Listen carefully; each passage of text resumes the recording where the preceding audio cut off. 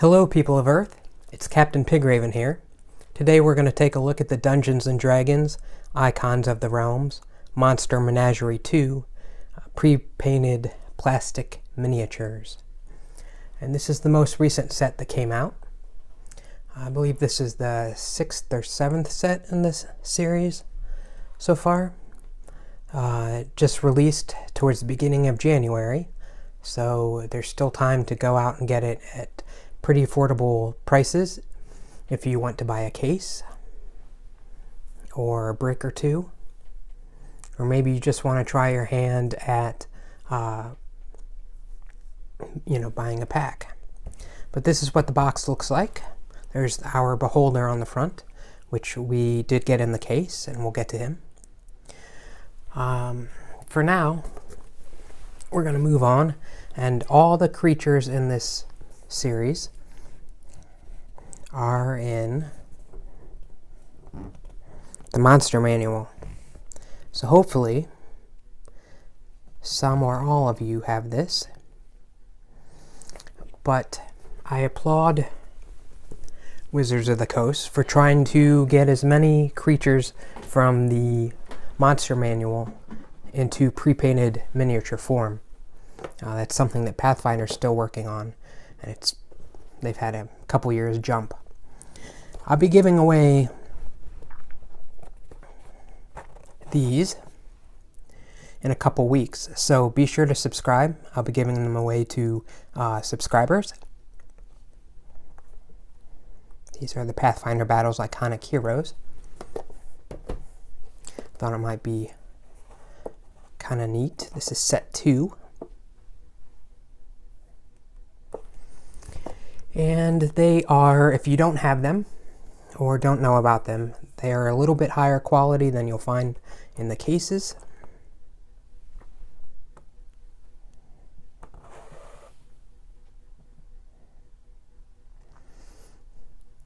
They're great for PC pieces.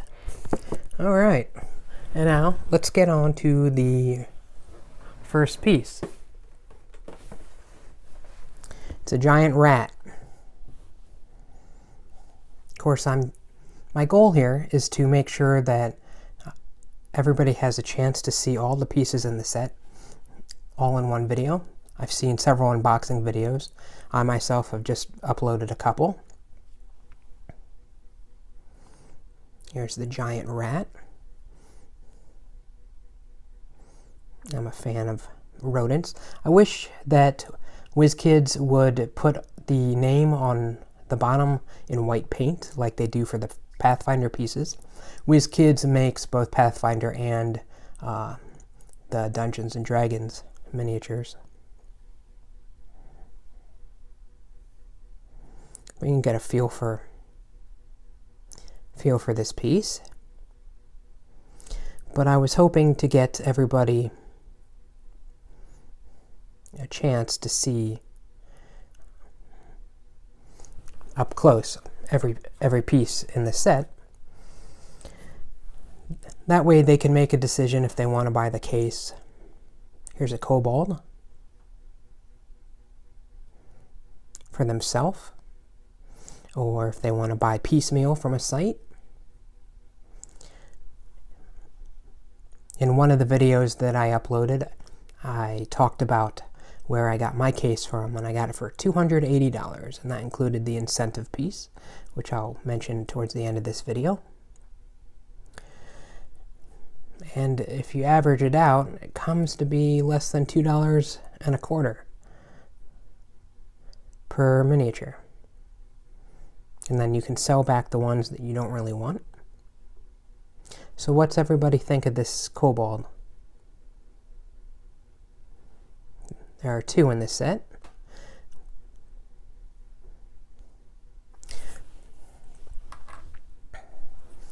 This is another small piece. These first 4 are small in size, as far as the creatures themselves go, and the miniature. This, of course, is a Goblin. I am a fan of this Goblin. I'm a fan of D&D Goblins, but I do like the Pathfinder Goblins a bit better. They just seem, they're at the same time cute and mischievous. But I definitely think that if you want a little more ferocity in your campaign for the goblins, then you might want these goblins instead. The third one is going to be Halfling Rogue, and this is one of the ones I'm not a huge fan of. WizKids has trouble with human faces, especially Caucasian faces. You can see a little bit. I mean, for a common, it's not that bad, but you kind of wish it was a little bit better. But that's not really why I don't like the piece. Again, it's a Halfling Rogue, and if you look at the, I mean, it's white and red. I don't really know what she's got in her hand, but I just don't think it matches up well with what I think of when I think of like a rogue. It's a little too garish for me. I guess I like my rogues in a little bit darker material. Makes me think more of a bard. This is a Bullywug. There are a couple great unboxing videos already that I've seen from this set. So if you've watched them all, you've probably seen them all. But I'm not sure I've seen one that goes over every piece all in one video that's available in the set. And for me, that's pretty important. I like to see that kind of thing when I'm on the fence about something. I collect statues, and I watch a lot of the statue unboxing and reviews because sometimes I like to see it in hand for somebody, you know, in video form, because it might look very much different than the Paintmaster that you see on a company's website. This is the Elite Drow Warrior. D&D Drow are a little darker like this. Pathfinder Drow are blue, darker blue. She's alright.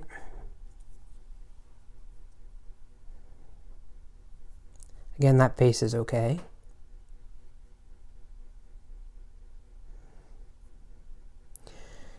So I uploaded some videos in ASMR format, if you don't know what that is. It's, well, I'll let you check them out. It's me whispering, among other things, but it's an interesting genre, an interesting field. But I figured I'd upload some. This is an orc, by the way. You see his warhammer with him. I do like the Pathfinder orcs a bit more. They are green in skin tone as opposed to the gray that we see here. Of course, he's got green boots, but for whatever reason, it makes me think. I think the Pathfinder orcs are a little bit more monstrous because of their green skin. It makes them stick out a little bit more, in my opinion.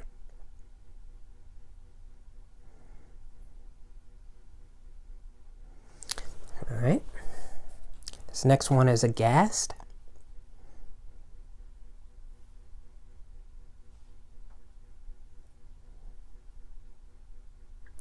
Sorry for my shaky hand. And not bad as a common. I mean, there's not a ton to this guy as far as paint goes and sculpt. This is a human cleric. I call this guy Uncle Leo. If you look at his face, you can see it's a little bit derpy. The eyebrow. If anybody is a Seinfeld fan, you might remember the episode where they go, Uncle Leo opens a package meant for Jerry and it explodes. But then it blows off his eyebrows. So they go into the doctor, yada yada yada. Elaine ends up drawing eyebrows on him. It's a 9 of 44. I like the metallic on him.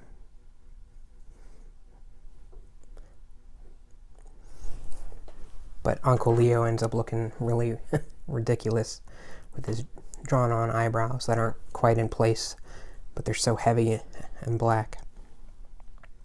This is a human rogue. Again, the face isn't quite top-notch, but it's a common. I think I ended up getting 5 of these, so I don't really need 5 rogues, so I'll be giving her away, a couple of her. If anybody's interested, let me know. If anyone wants some of these pieces, I will be giving some away to my subscribers. Anyways, I uploaded 2 videos of unboxings in ASMR format. This is an elf fighter. I really like that shield, that metallic. I like the metallic look all over this guy, actually.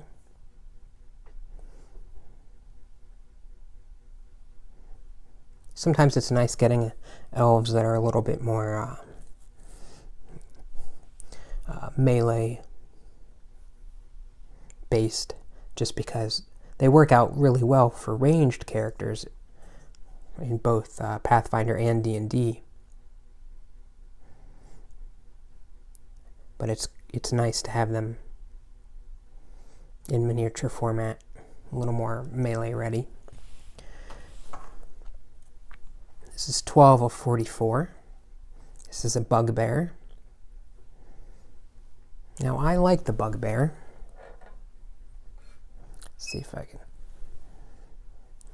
Again, I like Pathfinder Bugbears a little bit more, but I do enjoy the D&D Bugbears here. You can see he's got his axe. A little bit of that metallic shine on the shoulder. I apologize.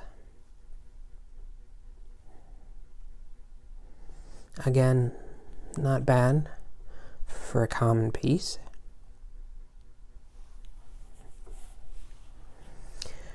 And I uploaded 2 videos. This is a Sahuagin. I uploaded 2 videos that are non-ASMR unboxings, just for those that like unboxing videos.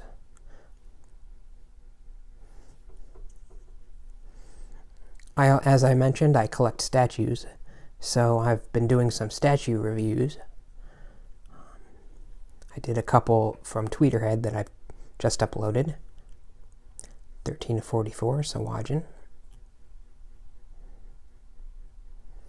Let's see if we can't bring him a little closer, shall we?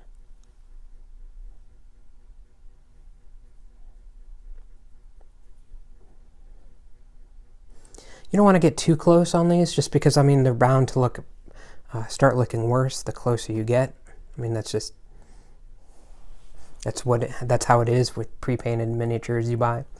All right, now we're moving into the uncommon rarity slots. And we're going to start out with a couple small pieces. This is a Kobold again.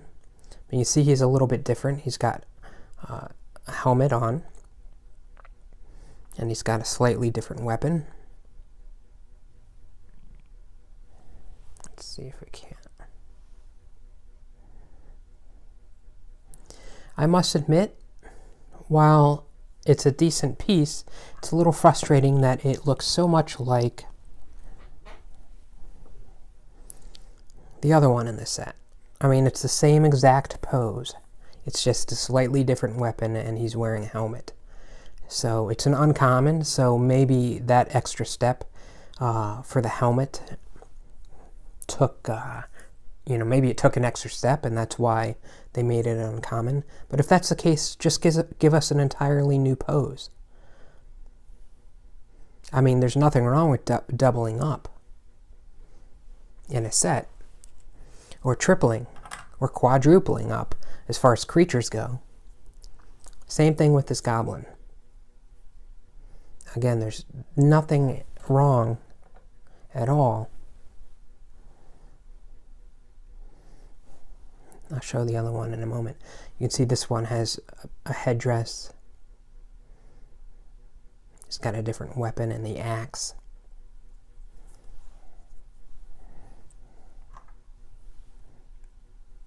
But again, exact same pose.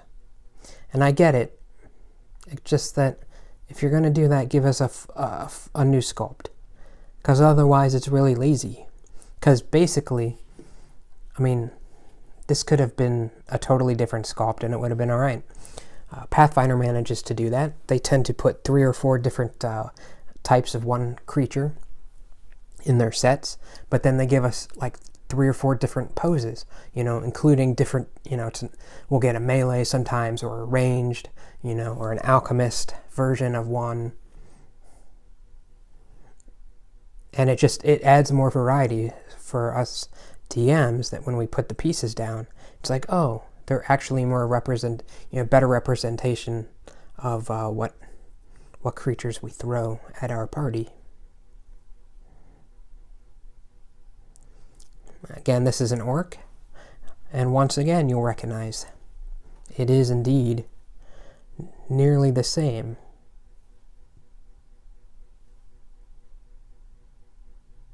Not a bad face on that guy, including his hair. So again, I'm assuming it took an extra step. That's usually why uncommons, you know, there's a slightly fewer uncommons in a set. As far as like when you buy a case, you're going to get less than you would of the commons. Usually it's because they take an extra step.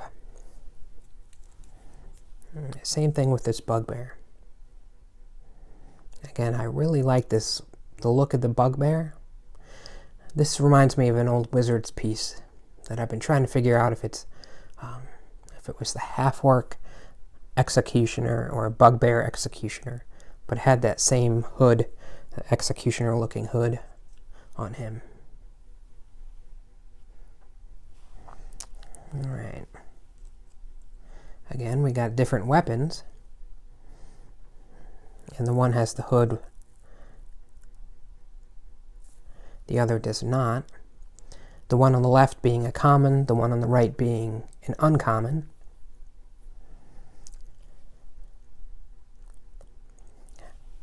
So there's, once again, nothing wrong with it. But if you're going to bother to split them up, the numbers up, to give us more than 1 or 2 creatures in a set, just give us a different pose. Unless you do what you did on the next set. And that is going to be our Hobgoblins in this set. Now, we've already had a lot of Hobgoblins in the other sets from D&D. And we just got some from Pathfinder in the Deadly Foes set. But these are the same number. These are 18, but the one on the left is 18A, and the one on the right is 18B. Let's see if I can't fix my lighting a tad. Now the faces are generally about the same, but of course the one on the left has a sword and shield, the one on the right's got that helmet and the double sword. Again, I really like that metallic shine to their armor.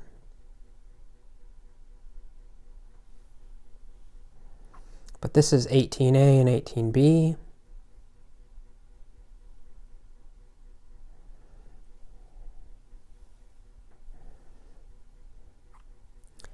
And to me, that's if you want the same pose, but you want to give us a variety in weapon, you know, to fill out the melee characters, or even like the ranged characters, that's a great way to do it. I mean, you don't have to... That way you're not giving us the same pose, but taking up a different slot, even a different rarity slot. Now, I think I only got one of the... maybe it was one of the sword and shield, and then 3 of the others. But that's okay, because at least I got, you know, I got one of each in a case, you know, plus a couple more. But now when I go when I go to put these guys on my table there's some variety.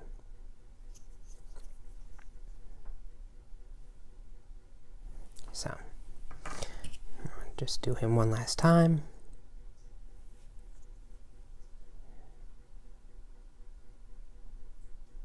I mean, I like that shield. So, alright, here is the Half-Orc Barbarian.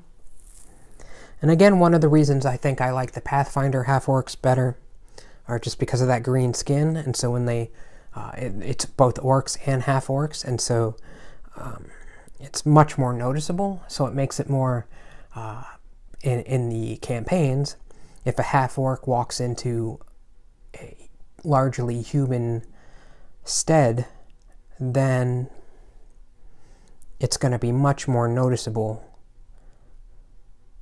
and it creates more role-playing opportunity, in my opinion. Not my favorite piece. There's nothing inherently wrong with this piece. I just find her a little boring.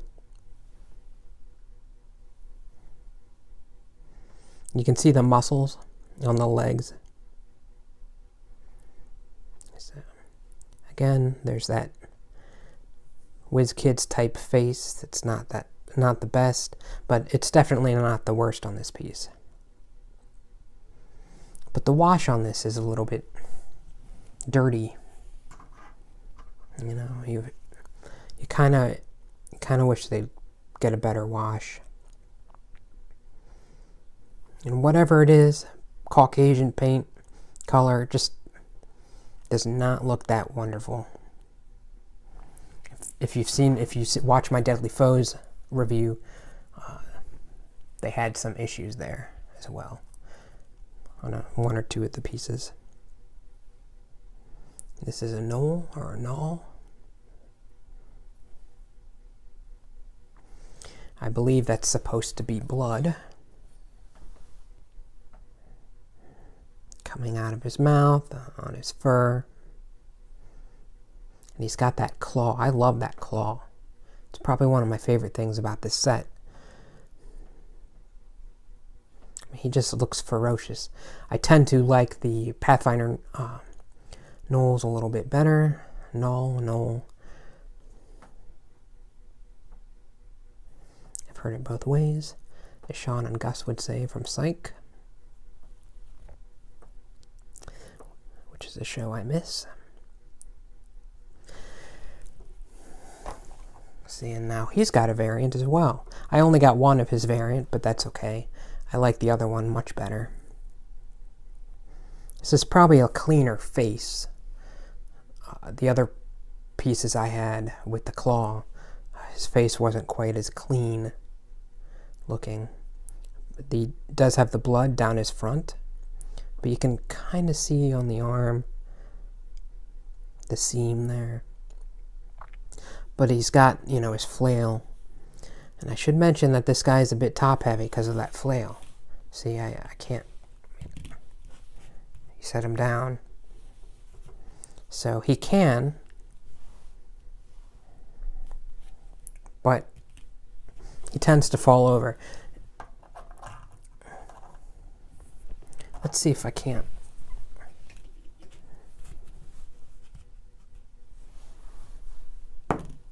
Alright. Well, he holds up well against a D8 unless it crashes into him. So, this next one is a human wizard.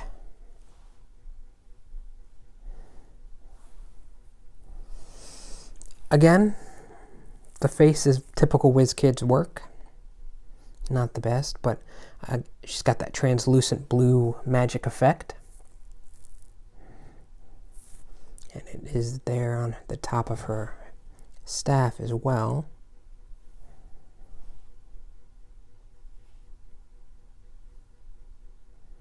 Here we go. That's a little bit better, right? And you can see that staff up top. She's alright. She's got a lot of different things going on with her. Yes, I would assume most magic users, most wizards, have their spell books and their scrolls and potions. I do think that the D&D pieces tend to be a little less cluttered than the Pathfinder pieces, and I like that a lot. If there's one bone to pick I have with Pathfinder illustrations, they're so cluttered with items and whatnot on their characters. It just feels like it weighed them down too much in battle. This is a sea hag. What do you think of the sea hag? I personally think that she could be a tad better for an uncommon. This looks more like a common paint job to me. I super apologize if you can hear my growling stomach.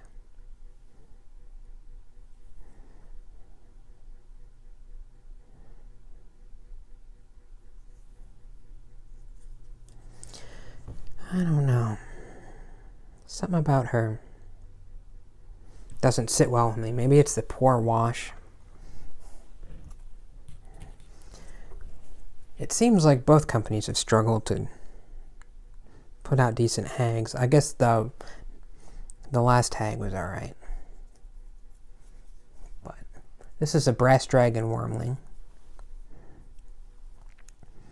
Now I like both Pathfinder and D&D dragons. I tend to like I like the green Pathfinder dragon better, but I like the blue D&D dragon much better than Pathfinder.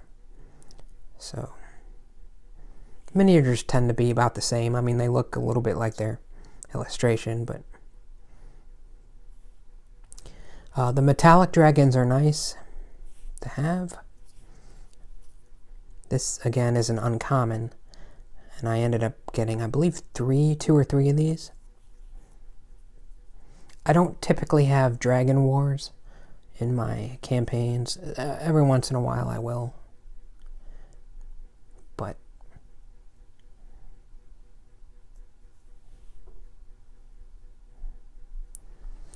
and I'm not totally sure why there's so much of that red down there.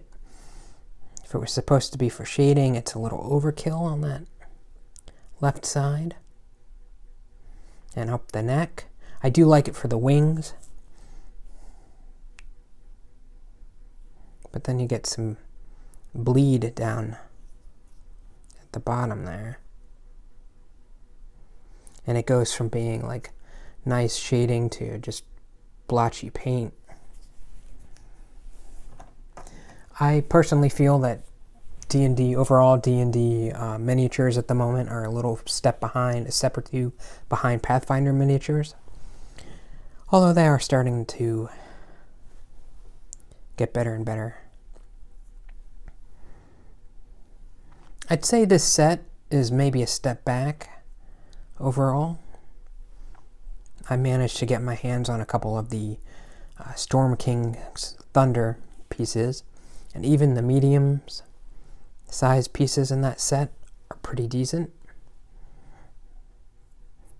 They have, of course, the huge pieces that look pretty good, but they should. Any huge piece should look great because there's more surface area to be painted.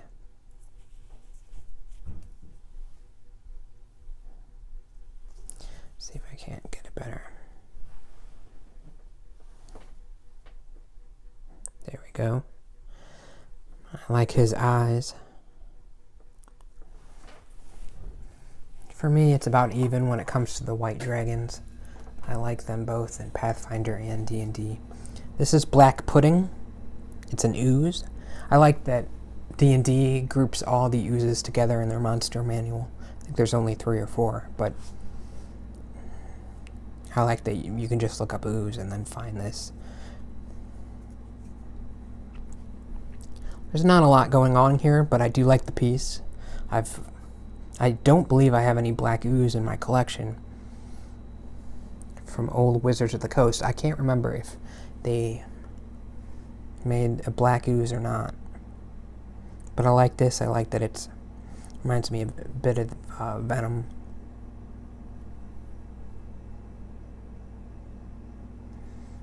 Anyways, you can put the Goblin in there. And of course, that is a large piece, and that is the first of the large pieces. The next one is a clay golem, or golem. Could be said both ways.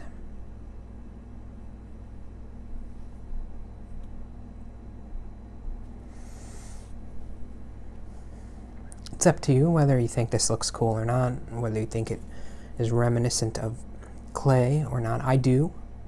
I like the coloring. It seems to have maybe a touch of red to it, which I think is a good move, but makes me also think of like it could pass as a rock.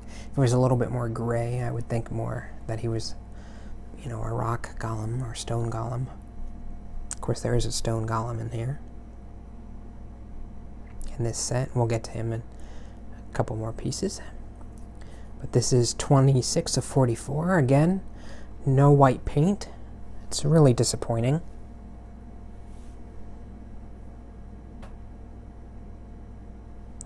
Let's see if we can.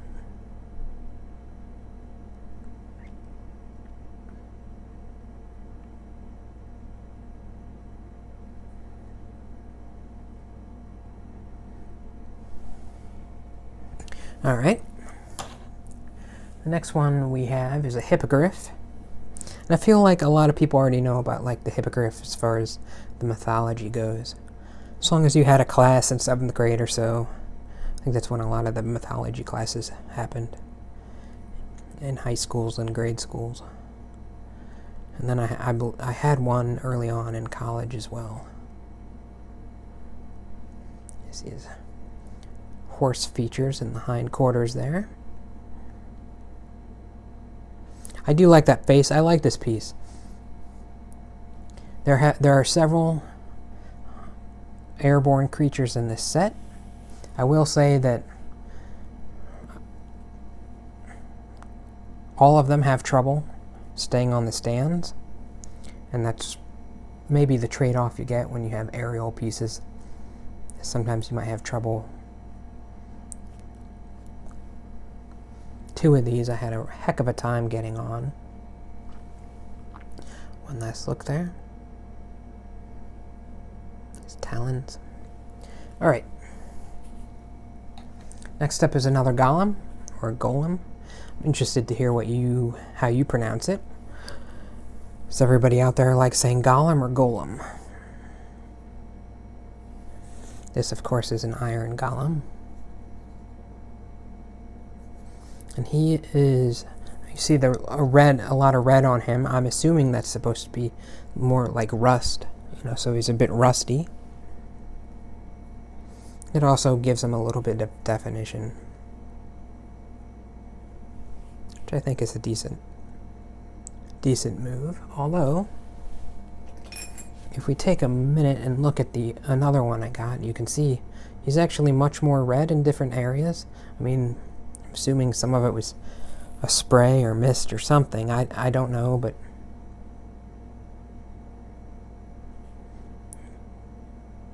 if you look at it, the one on the right has a lot less on his left arm than the one on our left.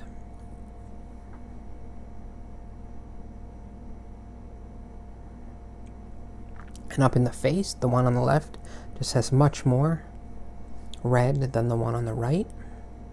The one on the left here, it's almost all red up on top. So that doesn't make me extremely pleased. Just in the sense, I like a little bit of variety, but I kind of wish he wasn't as rusty looking. Here's a Planetar Angel. And he's alright looking. But I got 4 or 5 of him, and I don't really need 4 or 5. So I'll definitely be giving a couple of him away. And again, if you buy a case and you get a few of these that you don't need, you can always sell them back. Obviously, you don't get as much money as you might wish, but a lot of people like to, they might sell 2 or 3 and then get one that they really like. Or even a piece that they missed out on. I'm interested to hear if people collect these just for collecting them, or if they use them actually at their table. I don't think I've ever met anybody that collects these just for the sake of collecting them. Here's the stone golem. Stone golem.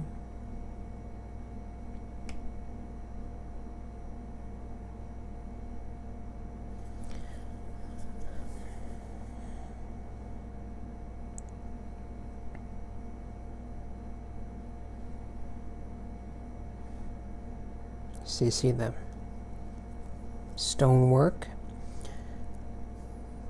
I like him. I like that it's obviously like worked on stone. You know, it's not like he just rose or straight from the earth or something. It's worked stone. Let's take another look at his face.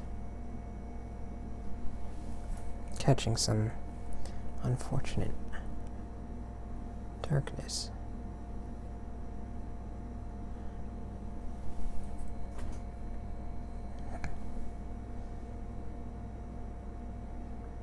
There we go, there's a bit better. So, and finally we have the Worg.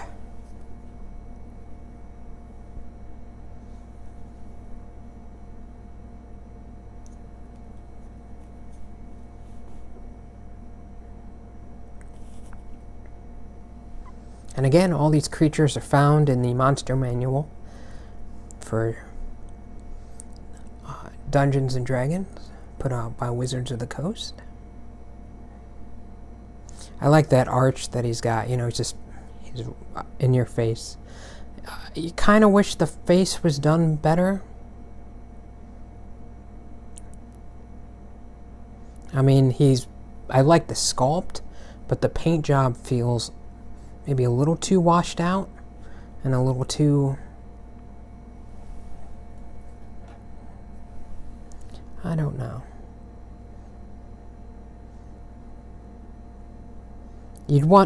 I feel like for me, I would want maybe a better job on an uncommon piece. So, but that could just be me.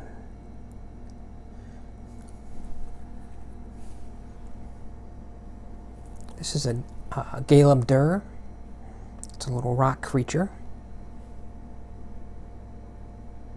I like that he's got his little face, you can see. It's kind of cute.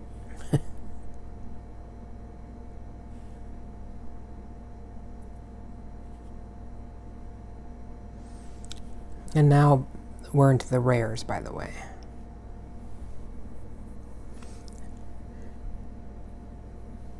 So, and he is 32 of 44.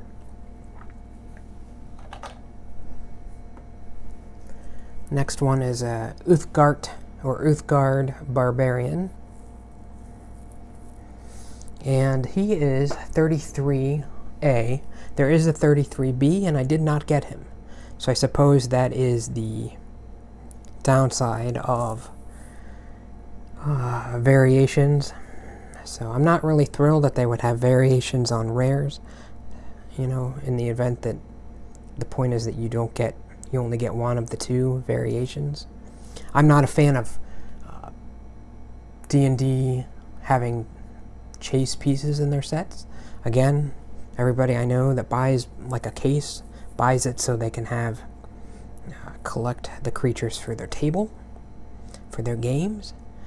This isn't like statue collecting or figure collecting, you know, or other collectible genres. The other one has hair, I believe.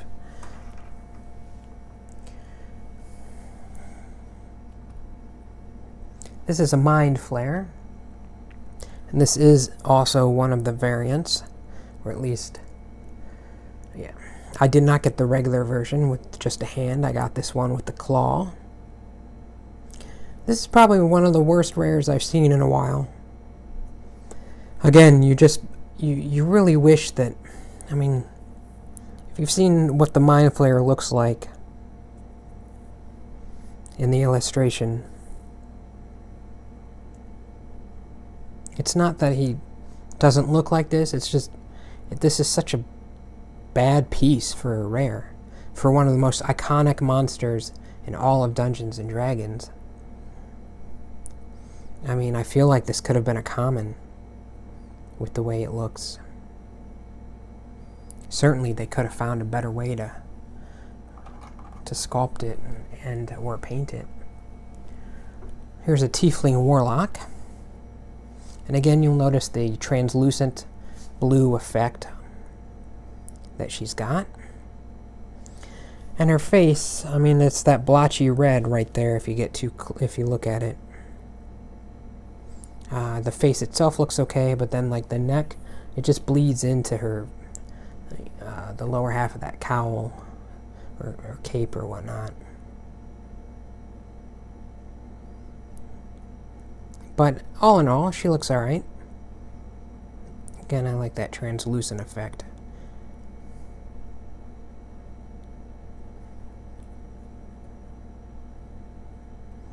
Then we got the tail. Okay. Now we have a Grick.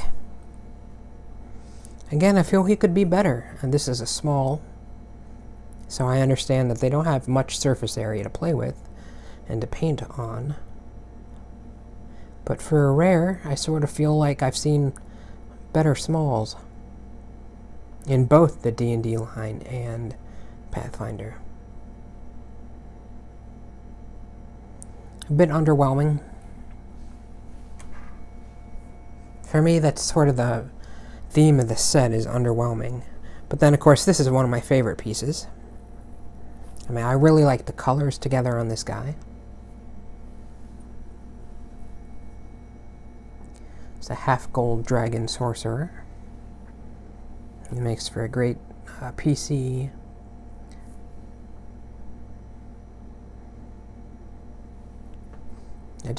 I like gold and blue together, you know, and the white helps bring it out.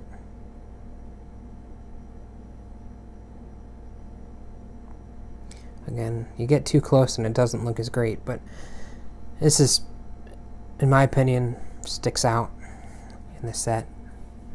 The wash on the white was maybe a tad too much.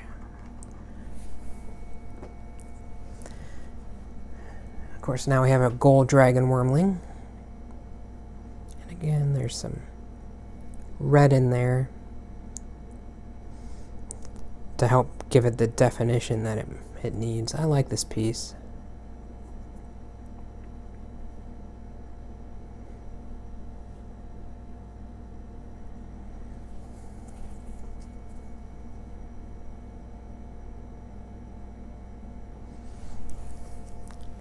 So that's the gold Dragon Wyrmling. And the last of the mediums is the red Dragon Wyrmling.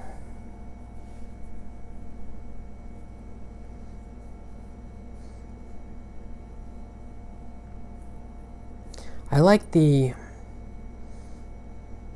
both of these in Pathfinder Red Dragons. I think sometimes they do a better job on the shading for D&D, because the Pathfinder ones are a little bit more straight red, so they don't have as much like definition. But sometimes they go a little bit too overboard, and then there's like that weird black splotch.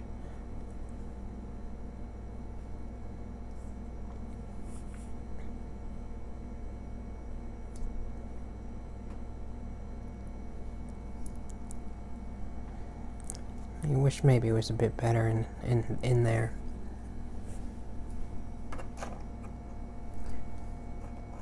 Okay, now we're moving on to the young black dragon, and this is a large piece.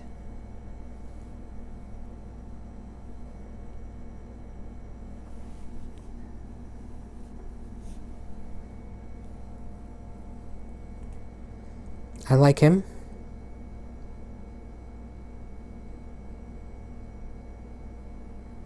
What's everybody think? If you actually watched the unboxing of him, I pulled out the gargantuan black dragon that I have from Wizards of the Coast from like 10 years ago. And they look awesome together, in my opinion. This is a Gynosphinx, or Gynosphinx, or Gynosphinx. I'm assuming it's Gynosphinx, but hey, they found some white paint for this guy. Not bad.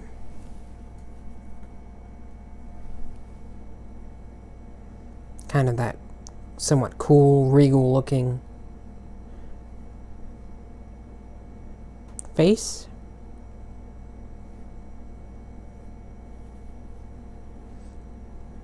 WizKids does a pretty good job when it comes to wings. I think the wings are a little bit better in the Pathfinder sets right now, but they're definitely catching up. And he just came off his base. We'll get to that. It's kind of weird that the Beholder is next, because there's another Sphinx after him, but this is the Beholder. Of course, we saw him on the box.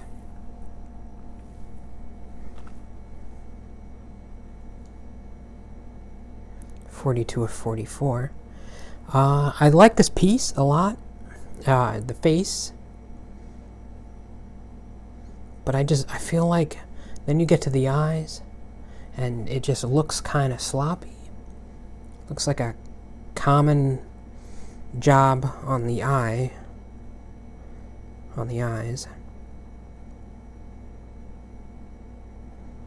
And for me, it just takes away from the whole piece. Because you look at it and everything looks great, but it's like, and then you see the eyes. And it's not that they're horrible, but I don't know. When everything else is painted pretty well,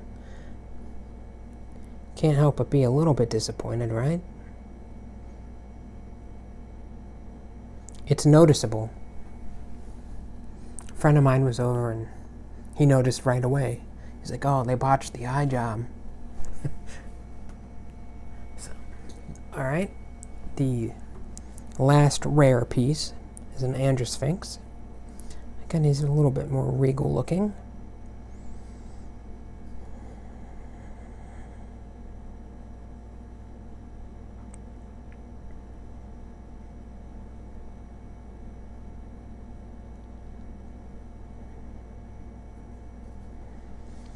Not bad for the wings. You gotta love that effect.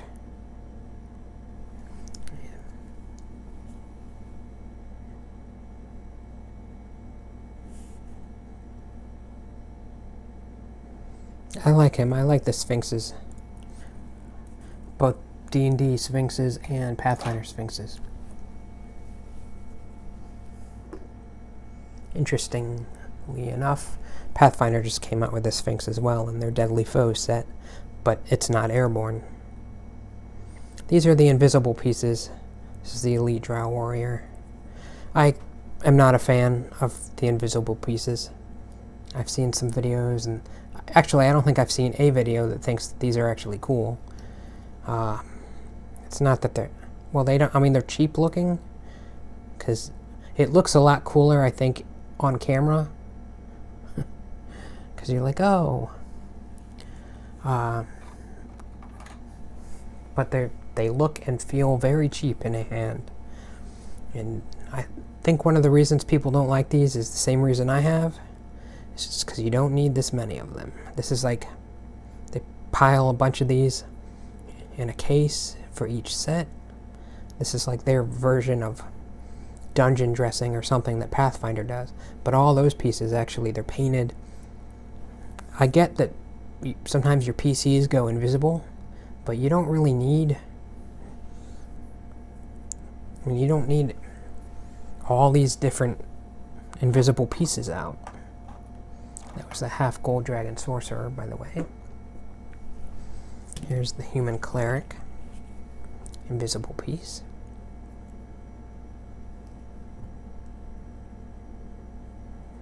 It just feels so,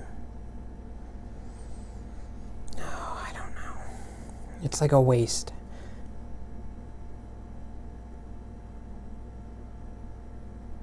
Because what am I going to do with these? I mean, sometimes it makes sense if you have like a couple of them. I've seen like creatures, because some creatures, you know, can go invisible. This is the human wizard. Wow, they managed to find white paint for the name on an invisible piece. By the way, I should mention that this one is broken. Sorry. You can see that she's missing her hand and staff. And here it is. It came this way. And I am not thrilled at all. Just because, well, the invisible pieces are pretty cheap, even on the aftermarket, price-wise, but most of them. But now I can't sell it back for as much. So here's the Tiefling Warlock, invisible. It's just, I get using them as like for obviously on the board for placeholders, but it feels so, like there's companies that make like thin clear plastic invisible pieces that are like the outlines of different types of characters. Just buy those and then you get like 10 for like $10. It's a much better price, and you don't need to, you don't just, I got 5 of these if you weren't counting. You're supposed to get 4 in a case, I think, but I got 5, so maybe I missed out on that Mind Flayer or Barbarian variant, or maybe I missed out on another common or uncommon that I wanted. So I'm not super huge into the Pathfinder dungeon dressing because they kind of do the same, but they only have 6, and you get like 2 per case. And so you get 2 per brick, and so if you buy a case, you usually pretty much get, you know, all 6 plus 2 doubles. Okay, so this is, let's see if I can find the box. This is the Adventurer campsite. I did a unboxing of these in ASMR format. Here's the horse. Get 2 horses. I should point out that you don't have to buy this. You can just buy a case without buying this, and I would recommend that. I found that unless you really want this, but there are better made wagons out there. I mean, they're not in the D&D line, but they're about to scale that you can buy. You know, there's been Kickstarter campaigns, you know, that companies have done for them, for different types of wagons. So if you really want a wagon, if you're buying this for the wagon aspect of it, just go buy a wagon. It's probably going to be a tad cheaper. Or just buy a toy wagon that's to size. Here's the other horse. I might be able to get this done under the hour I was aiming for, which would be a first. Here's the weapon rack. Oh, that's the back side of it.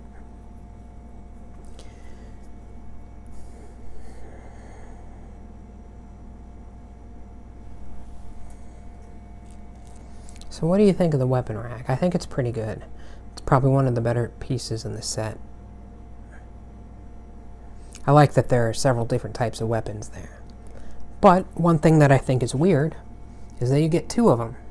And I don't really know why, because it's an adventurer set campsite, not an army campsite. So I don't know why. I don't think I've ever played in a campaign in all my years of playing or being a DM. I don't think I've ever had that many melee characters. And so, I mean, those weapons, I mean, we're not looking at like little daggers that, you know, rangers or whatever might carry. You know, ranged characters might carry. We're looking at like melee type weapons. Seems like overkill to me for an adventurer's campsite.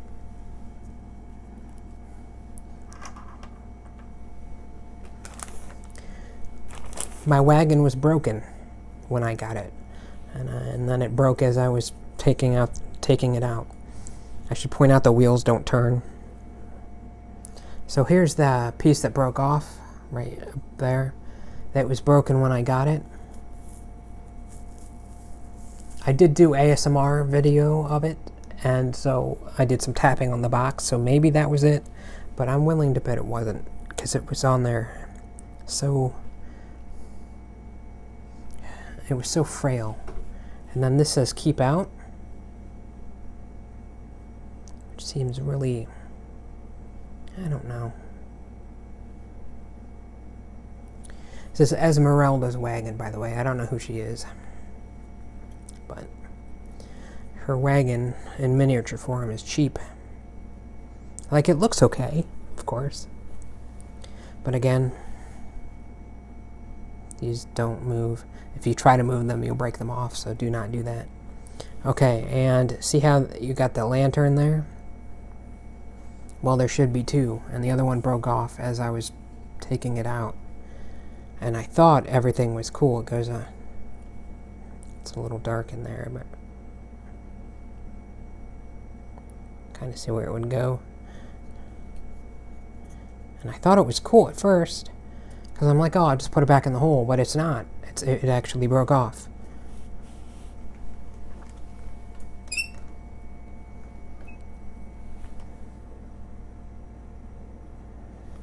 I don't know. The thing is that some people are going to pay $20 or $30 for these or more, you know, if you want it.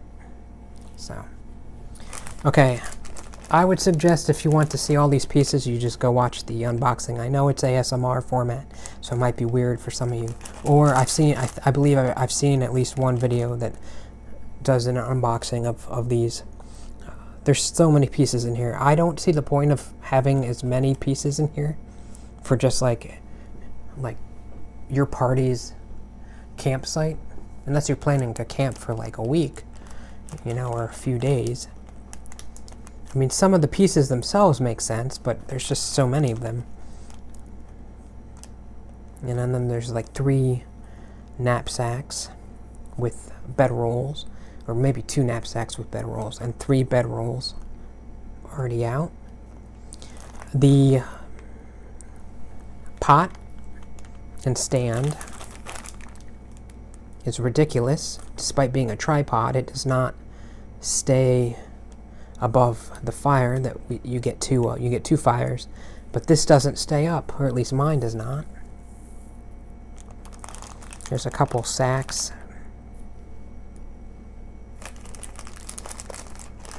Again, you saw the book in there, a couple scrolls, chests. I don't know. Not a huge fan in any way, shape, or form.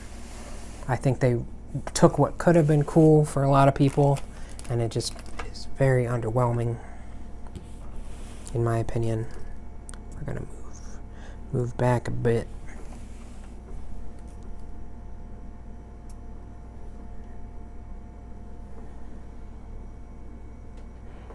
So that is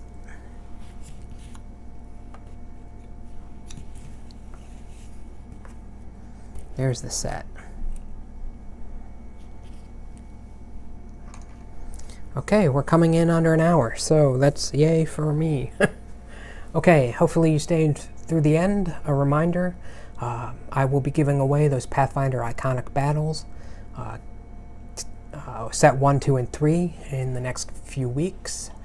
After I attain a few subscribers to make the giveaway fun. It'll be live action.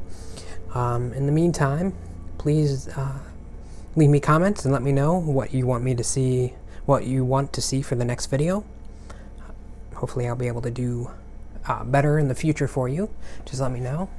Let me know what you liked, what worked for you. Please take care of each other. Be kind to one another in the comments if you would.